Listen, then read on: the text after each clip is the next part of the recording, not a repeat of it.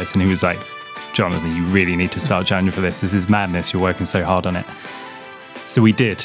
And we lost almost every one of those free users overnight. Hello and welcome back to Indie Bites, the podcast where I bring you stories of fellow indie hackers in 15 minutes or less. Today I'm joined by Tom Evans and Jonathan Bull from Email Octopus, a low-cost email platform who have bootstrapped over 3 million ARR since they were founded in 2014. They've been battling in a crowded and competitive market with some huge funded companies to contend with, but they've made it work in an indie way. In this episode, we talk about how they lost 99% of their users overnight, why they've chosen to compete on price rather than in a niche, and the reasoning behind staying bootstrapped for so long. Now, regular listeners know that Email Octopus are a long-time sponsor of the show, and they kindly let me use this episode as part of my sponsorship allocation. But in their own right, they are a very successful bootstrap company with a great story and lots of insights to pass to indie hackers like yourself. So that being said, if you're inspired by this conversation and are looking for an email platform that's focused on affordability and ease of use, I suggest checking them out at emailoctopus.com, where you can contact up to 2,500 subscribers for free or hit the link in the show notes. There's also a 30-minute version of this conversation available on the Indie Bites membership, where we discuss topics like how to make co-founder relationships work successfully. You can access for that for $60 a year at indiebites.com/membership. Let's get into it. John, Tom, welcome to the pod. Hey, James. I want to dive in a little bit to the background of Email Octopus for those that don't know. John, you did an episode of the Indie Hackers pod with your brother Gareth 3 years after the company was launched. But take us back. How did Email Octopus come about for you? Sure. Well, I'll take you way back to when I was 14. I was obsessed with the internet. I was obsessed with practical jokes. And I created a website in my first business, which allowed people to send anonymous SMS and emails. And at the time, it was a hilarious joke, and it got me into a lot of trouble eventually. When I ran this business, I found I wanted to use email marketing, and I had absolutely no money as a 14, 15-year-old. So I ended up writing a script that did it myself. And that script was a wild success, and I suddenly realized how powerful email marketing was. So 4 or 5 years later, I come back to it, and I realize there's probably a business in an email marketing platform that is low cost and affordable for other indie hackers. Yeah, and you started this with your brother as well. How did that come about? Because he was a little bit more entrepreneurial, I guess. Was he sort of pushing you to do this, or was this something that you sort of wanted to do? He wasn't pushing me to do it, but he found himself in exactly the same problem I had 5 years previous. He was running an SEO agency with around 30 staff, very slim margins, as you may imagine, and wanted to do email marketing. But again, there was no tool that he could do it in an affordable way. I think it took probably 6 to 9 months in total. We launched as a completely free product, which, yeah, in hindsight was kind of madness, but it meant we got a lot of customers quite easily to begin with. Why did you decide to launch it free? That sounds absolutely absurd now to me, thinking about it. As was it something you didn't want to make money off, or you thought, let's get loads of free customers in and then down the line we'll turn the money on? At the time, I had a fairly good job, and making money wasn't my main motivation. I just wanted to build things that people use, and the easiest way of doing that was to give it away for free. Yeah, fair enough. It turned out to be a fantastic marketing tactic. But yeah, long term, it's never going to work. But it got me those initial customers. I may have lost motivation without that. And Gareth, the co-founder, was the main reason we turned on price. And he was like, Jonathan, you really need to start charging for this. This is madness. You're working so hard on it. So we did. And we lost almost every one of those free users overnight. That's crazy. How much was it costing you when you were... In terms of my time, many, many thousands of pounds. But, this is the advantage of being a developer and an indie hacker. I was paying for server fees, which was $50 to $100 a month. In hindsight and retrospect, your advice to other founders, do you think that was a good idea to start it free? I don't think I'd necessarily advise someone to do it for free. But I think, and I still think, and I know it's controversial among other entrepreneurs, but I still think that low cost and affordability is a great marketing tactic, especially when you start out and you're in a position as an indie hacker to really cut the price. So when you lost all of that, or 99% of your users overnight, that 1% of users, how much revenue did that turn it into? I think it was like $200 to $300 a month. It was nothing. It was nothing, but it was enough. I'd validated that there was a business in it. I knew that people wanted to use or our pretty crap product to do their email marketing. Even though it was free, they're still using it, right? Like it's still usable. So probably a good time to bring you in, Tom. Yes. John, you grew it to around 3K MRR. And at this point, were you planning on keeping that as a side project? Where does Tom come into the mix, joining you on this journey? I always wanted to go full-time in it. That was my dream, like many indie hackers. But I honestly didn't want to hire anyone. I no longer wanted to work because I wanted to get away from that stuff, right? All I wanted to do was just sit on my laptop, build stuff, make money. That'd be my life. But it was Gareth again who pushed us to hire. And what convinced you to hire Tom? Well, firstly, it was quite a low risk decision. Tom started out with us as a contractor, and I think it was revenue based. So I wasn't paid much. Like the flat fee I was paid was £900 a month, and then it was 25% of all revenue made. 25% of all revenue made. Yeah, sadly that agreement no longer stands. Otherwise, I'd be on a beach somewhere. So when you come in, what changes are you making to help grow Email Octopus? So first thing I do is look through Jonathan's emails, and there was probably 100 emails from customers that just hadn't been responded to. So it was just John, why would you respond to customers? Just features well, to build. he had a full-time job at this point, right? So the customers are getting in touch on a Tuesday at 3 p.m. and John's doing his day job, so it gets forgotten about. And so first thing I do is put in place a kind of support system that goes in place. We then begin to go through what the customer feedback was, because all these customers who'd been in touch, there was a lot of questions, a lot of feedback that they had, and it was about putting kind of those into action. So yeah, it was just a better idea of what we're building and who we're building it for, and giving good customer service to those people. And then that very, very quickly translated into more and more revenue. What did you do for growth? So super early stages, probably one of the most valuable things we did was we gave away templates for free. So we didn't have a drag and drop editor when we first built Email Octopus, but as we built that, we needed to build templates for it. So one of the ideas I had at the time was, we're building these templates anyway, why not give them away for free as well? I was like, okay, well, we'll make some templates, we'll make them free, and we'll slap our logo on them. And that had 40,000 people download those templates. And I think that's probably the number one way we grew in the early days. And you're entering a hugely competitive market, email marketing. You've got some huge VC-funded companies. What did you do to set yourself apart in such a crowded market? Simplicity and price. The simplicity was kind of forced upon us because we were limited in team.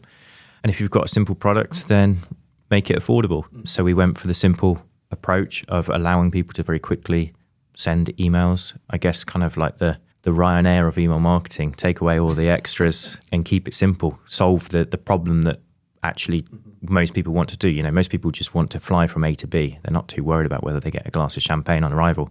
With email marketing, there's a massive amount of people that just want to send out an email. They don't need all of these exotic automations, which was, what a lot of the VC-backed businesses were doing at the time. I like that, exotic automations. Well, we now have added them. We now have added them, and we begin to go upstream. But in the early days, it was very much about, kind of we had a simple product. Let's keep the pricing low as well. Yeah, I mean, conventional wisdom for a lot of indie and bootstrap startup founders is not to go with this low price approach. And if you're not wanting to build something huge, which I know at the start it's not, you just wanted a slice of this market, build a better lifestyle for yourself.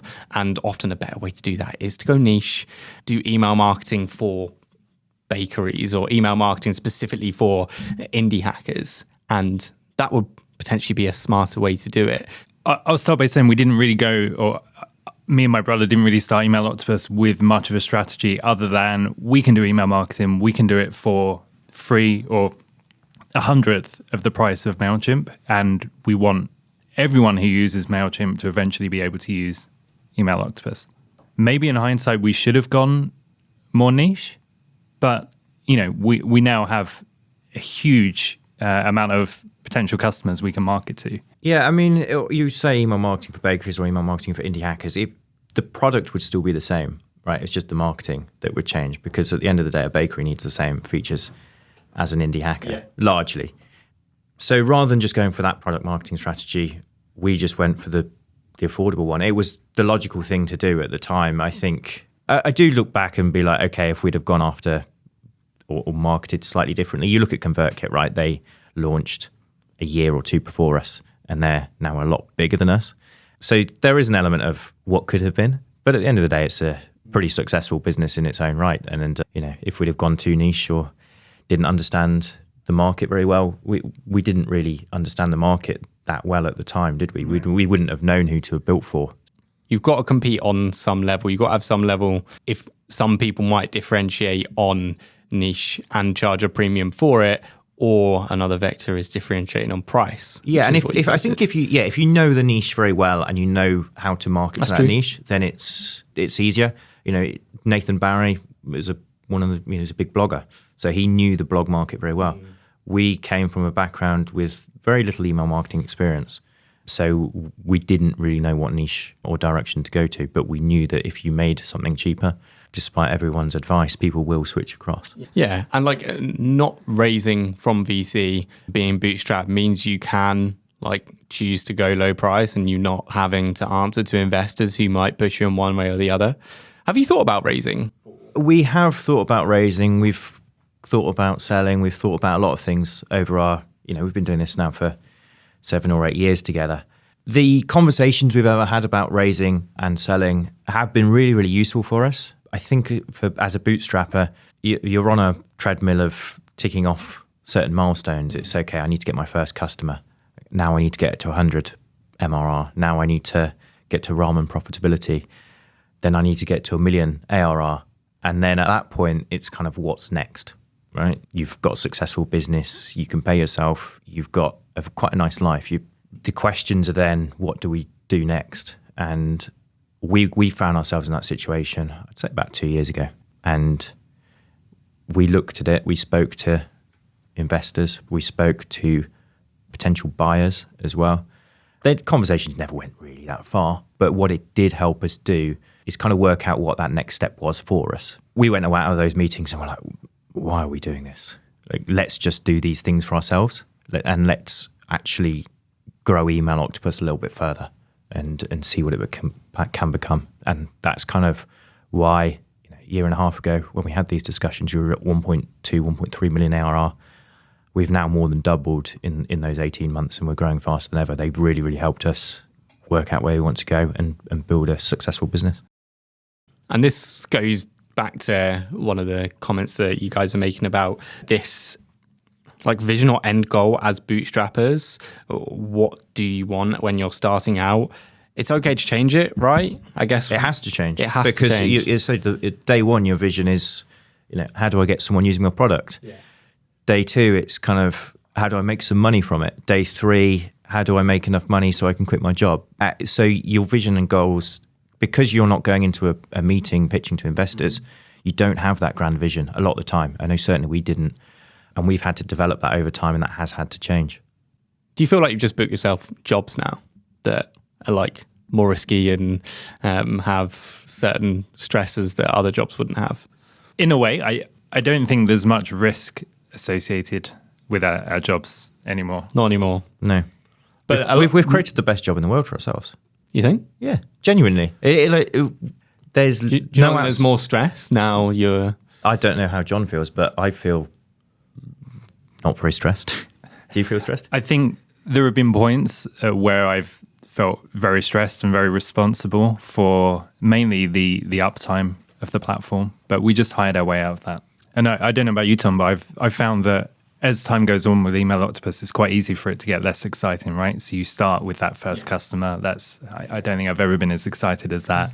And then, like you say, the 1K, the being able to quit your job, all of these milestones are fun. But if you're lucky enough to get to 1 mil ARR, then everything after that isn't hugely life changing. The challenges that we have to create now in the business is for ourselves, right? 5 years ago, the challenges were obvious and apparent and we'd have to solve them. We now have to create challenges for ourselves. And that is essentially hiring people. Yeah. And that's not to say people are a challenge, but they bring new ideas. They push us further. They are more intelligent than us a lot of the time. It gives us people to learn from, and that reignites that excitement for us a lot of the time. And final question for you, John. As a software developer, someone that likes building stuff, I guess you don't get into the code base that often anymore. Like, do you have that urge to sort of build stuff? And like, how do you fulfill that? I still do get into the code base. Okay. I think Tom would say way more than I should. Yeah, you've got better.